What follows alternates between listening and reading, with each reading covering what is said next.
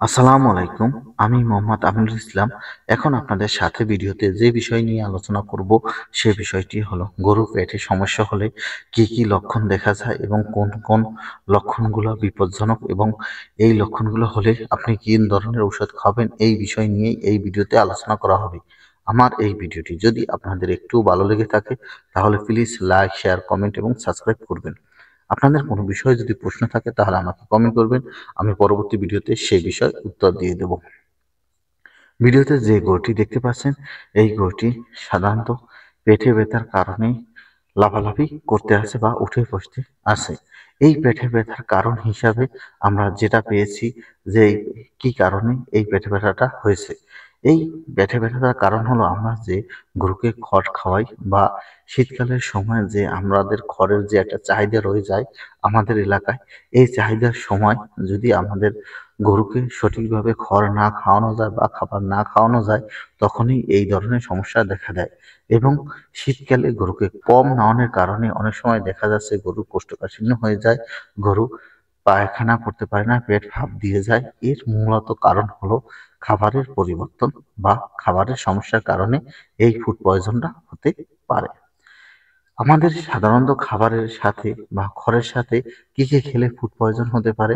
ও যদি খাবারের সাথে মুরগির বিষটা খাই, কারণ আমরা মুরগি ছেড়ে পালন করি এবং আমরা যেখানে গরুর আতাল রয়েছে বা গরুর খাবার রাখি সেখানে মুরগি অনায়াসে আসা যাওয়া করে এবং এই সময় যে কোনো কারণে মুরগির বিষটা যদি পড়ে যায় আর এই বিষটাটা যখন শুকিয়ে যায় এই গরু খেয়ে ফেলে। খেয়ে ফেলার পর তারপর গরুর পেটে ইনফেকশন হয় বা একটা ধরনের সমস্যা শুরু হয়ে যায়। এই কারণে এই ধরনের সমস্যা হতে পারে, উঠে বসতে পারে বা পেটে ঝামেলা হতে পারে। এছাড়া রয়েছে আরেকটি সমস্যা, ইঁদুর বা শিকার আক্রমণ। ইঁদুর বা শিকা যখন আমাদের মেইতে যে আমরা মেইটে দেই খড়টা রাখার জন্য সেই মেইটে ইঁদুর কেটে দেয় বা শিকা বাসা বাঁধে। এই শিকার লাত বা শিকার পশম বা শিকার ধরনের কোনো প্রকার মল যদি এই গরু খেয়ে ফেলে তখনও দেখা যায় গরুর এই ধরনের ফ্যাটি ফুড পয়জন হয় বা যদি খড়ের সাথে আষাঢ় মাস যাওয়ার পর শীতকালে প্রায় খড়েই ফাঙ্গাস জমে এবং খড় কমে যায়। এই ফাঙ্গাসালা বা পচা খড় খাওয়ালেও অনেক সময় ফুড পয়জন হয়ে থাকে, পেটে ফাঁপ দেয়, গরু ছোটাছুটি করে এবং গরু পেট ব্যথায় উত্তেজিত হয়ে যায়। এই ধরনের সমস্যা হতে পারে।